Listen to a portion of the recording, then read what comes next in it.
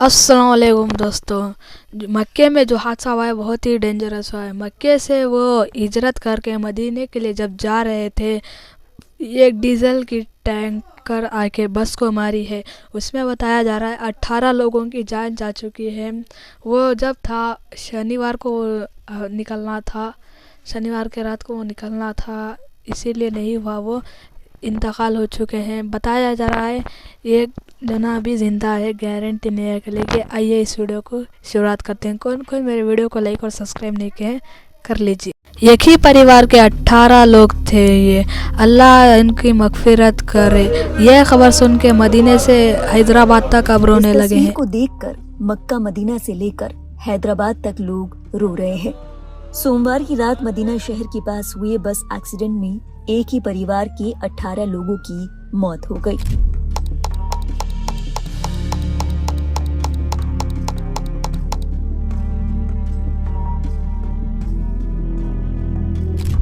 एक हादसा 3 पीढ़ियों की जिंदगी लील गया।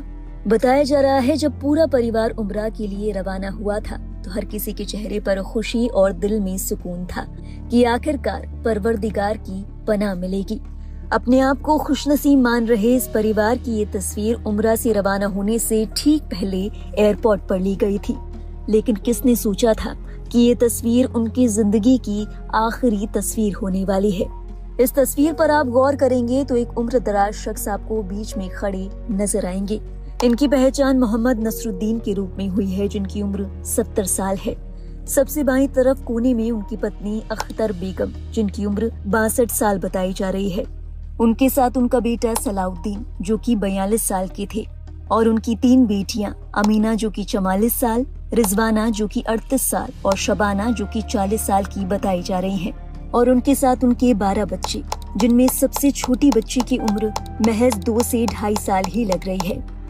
बताते चले बीते सोमवार को मदीना शहर के पास मुफरिहात इलाके में मक्का से मदीना लौट रहे एक यात्री बस का डीजल टैंकर से टक्कर लगने के कारण एक्सीडेंट हो गया था। इस टक्कर के बाद बस में भीषण आग लग गई, जिसके चलते बस में सवार 45 भारतीय उम्रा यात्रियों की मौके पर ही मौत हो गई। इस हादसे में 18 लोगों का ये परिवार भी शामिल था। किसने सोचा था कि इतने खुशमिजाज चेहरों का अंजाम ये होगा। एक ही हादसे में पूरा का पूरा परिवार खत्म हो जाएगा। इसी परिवार के एक रिश्तेदार मोहम्मद आसिफ ने इस बात की पुष्टि की कि उनके परिवार के 18 सदस्य मारे गए। उन्होंने बताया कि वे 8 दिन पहले ही निकले थे, उम्रा पूरा करके मदीना लौट रहे थे। रात तकरीबन 1:30 बजे ये हादसा हुआ और बस आग में जलकर खाक हो गई। उन्हें शनिवार को घर लौटना था। एक ही हादसे में 18 लोगों की मौत की खबर जब हैदराबाद में परिजनों तक पहुंची तो घर पर मातम पसर गया। इस खबर को जिसने सुना पहले तो उसे अपने कानों पर यकीन ही नहीं हुआ कि कैसे एक हादसे में एक साथ 3 पीढ़ियां खत्म हो सकती हैं। केवल परिजन ही नहीं, इस हादसे के बारे में जिस किसी ने भी सुना वो अपनी आंसू नहीं रोक पाया।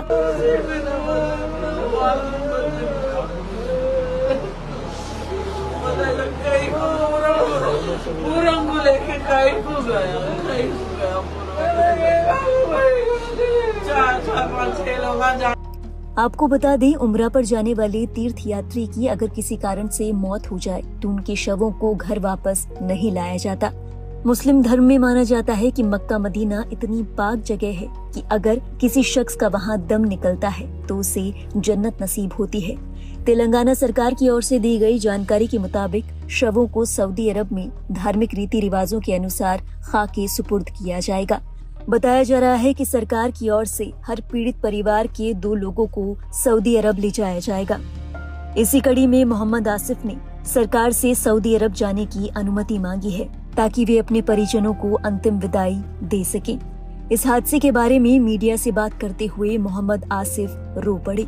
उनकी आंखें नम हो गईं और दिल भर आया।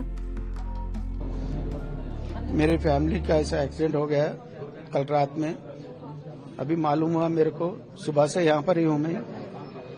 कितने लोग थे सर? पूरे 18 आदमी थे। ससुरे थे, सास थे, साले थे, सालियां हैं, 3 सालियां हैं। पूरे 18 आदमी है। छोटे छोटे बच्चे हैं, मासूम बच्चे हैं।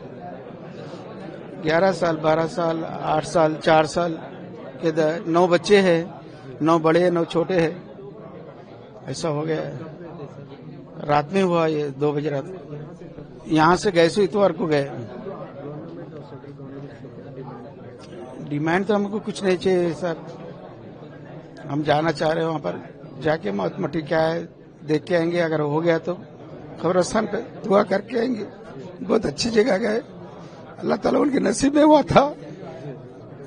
बहुत खुशी है, वही है और कुछ नहीं है। और मेरी बेटी को हिम्मत देना है बस, और कुछ नहीं है।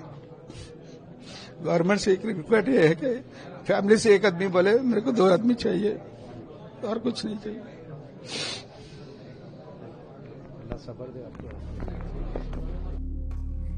इस हादसे के बाद पीएम मोदी और विदेश मंत्री एस जयशंकर ने शोक व्यक्त किया है। उन्होंने पीड़ित परिवारों के प्रति अपनी संवेदनाएं प्रकट की।